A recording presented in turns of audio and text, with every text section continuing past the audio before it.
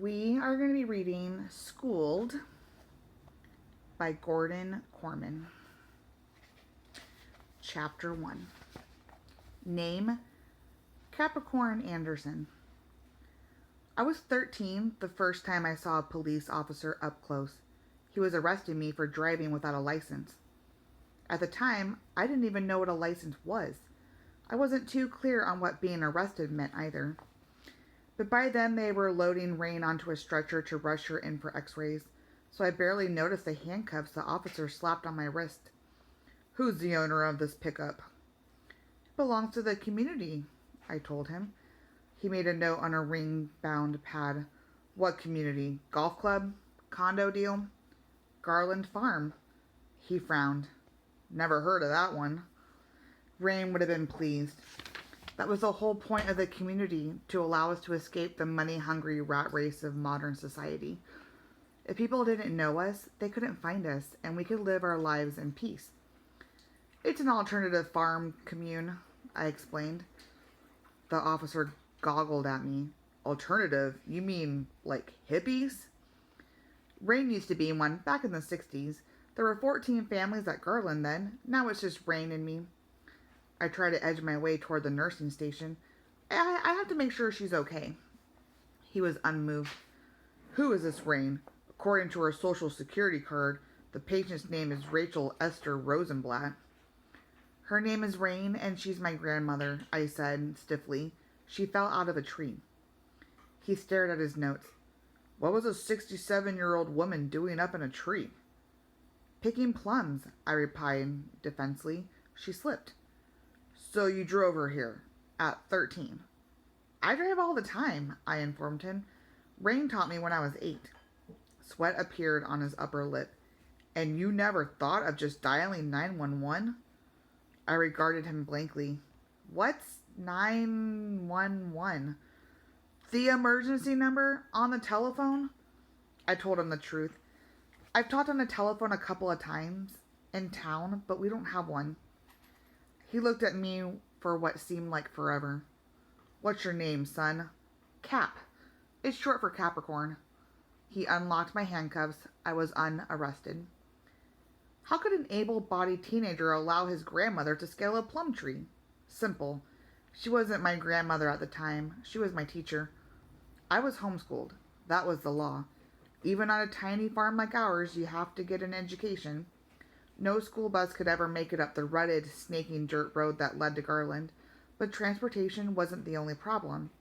If we'd been serviced by an 8-lane highway, Rain still would have handled my schooling personally. We wanted to avoid the low standards and cultural poison of a world that had lost its way. So that's what I was doing when Rain fell, working on a vocabulary lesson. Most of the list came from the state 8th grade curriculum. Barometer, decagon, perpendicular. I would always spot the extra words Rain threw in. Nonviolence, Zen Buddhism, psychedelic, microprocessor. I frowned at the paper on the unpainted wooden table. Was that Rain or the state? I never heard that term before. I stepped out of the house, careful not to disturb my science project. The full cult pendulum suspended from the porch roof. The tester from the education department thought it was good enough to enter in the county science fair. Too bad we didn't believe in competition. All that emphasis on trophies and medals, the shiny symbols of an empty soul. Anyway, Rain said the whole thing was a trick to get me to go to regular school. "If your project is excellent, it only proves that you're getting a superior education right here with me," had been her reasoning. I spotted her up in the tree, reaching across a limb to pick a plum. "Rain!" I called. "There's a word I don't under—" And it happened. 1 minute she was on the branch, the next she was on the ground. I don't even recall seeing her fall. Just the faint cry followed by the dull clunk. "Ah!" Whoomp. "Rain!" She was lying on her side amid the scattered plums when I pounded onto the scene. Her face was very pale. She wasn't moving. My terror was total. Rain was everything to me. My teacher, my family, my whole universe. Garland was a community, but we were the community. The two of us. I knelt beside her. "Rain, are you okay? Please be okay." Her eyes fluttered open and focused on me. She tried to smile, but the pain contoured her expression into a grimace. Cap, she began faintly. I leaped back to my feet. I'll get Doc Cafferty. Doc Cafferty lived a few miles away. He was technically a veterinarian, but he was used to working on humans since he had 6 kids. He had given me stitches once when I was 8. She reached up a tremulous hand and gripped my arm. We need a real doctor this time. A people doctor. I stared at her like she was speaking a foreign language.